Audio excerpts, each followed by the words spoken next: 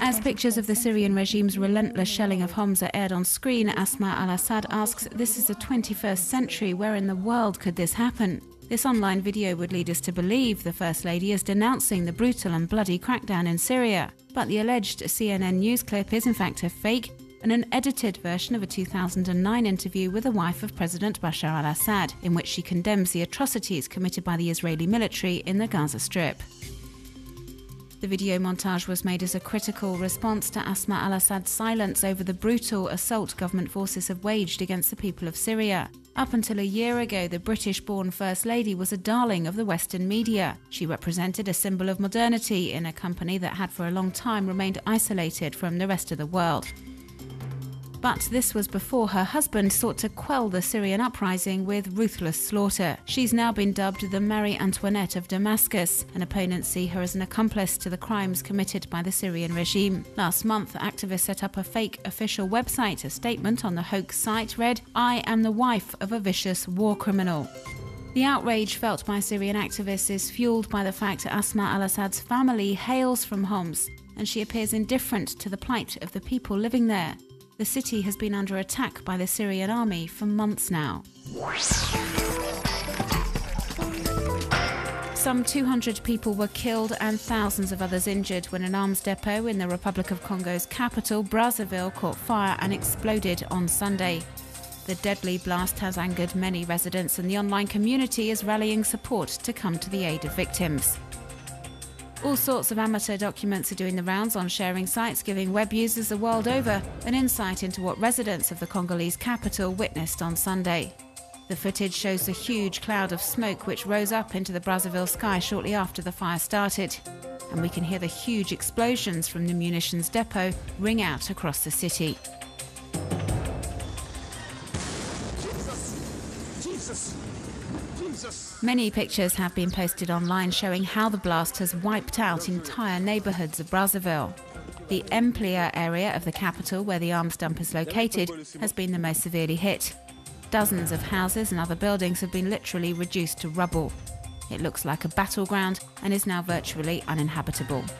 Many say the situation is intolerable and have been voicing their anger on social media platforms. This Congolese web user cannot understand why the arms depot had been built in the heart of the capital and feels the authorities are largely to blame for the accident. He says the government must compensate victims and help them rebuild their homes. The online community continues to mobilise support for victims. Numerous web users and NGOs have launched appeals for online donations and are also urging people the world over to show solidarity with the people of Congo by donating essential commodities such as food and clothes to help those who have lost everything. Superheroes take on a monster that's trying to dismantle all the nuclear power stations in the world. This satirical web series is proving very popular and is designed to denounce Japan's supporters of atomic energy. Each character represents a component of what the creators of the series consider to be a nuclear lobbying group, set up by the company TEPCO, operator of the Fukushima power station, the Ministry of Economy, and mainstream media. Sections of Japanese society have lost respect for the nation's newspapers and television channels, feeling they downplayed the risks of radiation and didn't give enough exposure to anti-nuclear campaigners. In their quest for independent information, some have turned to online TV channels like this one, which recently aired a report on the complaint lodged by TEPCO shareholders against the company directors. And over the past few months, all sorts of online projects have been set up calling for an end to nuclear power. A poster competition was organised on this website to raise public awareness about the dangers of atomic energy.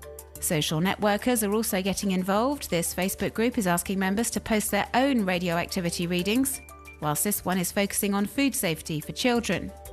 And although only marginal initiatives for the time being, they do illustrate a growing desire in Japan to break the nuclear taboo.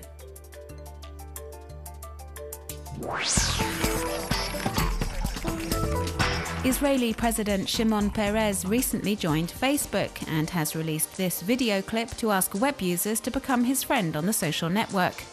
Entitled "Be My Friend for Peace," the aim of the music clip is to promote world peace and establish links with people from countries that do not have diplomatic relations with Israel. Speak up and change the world.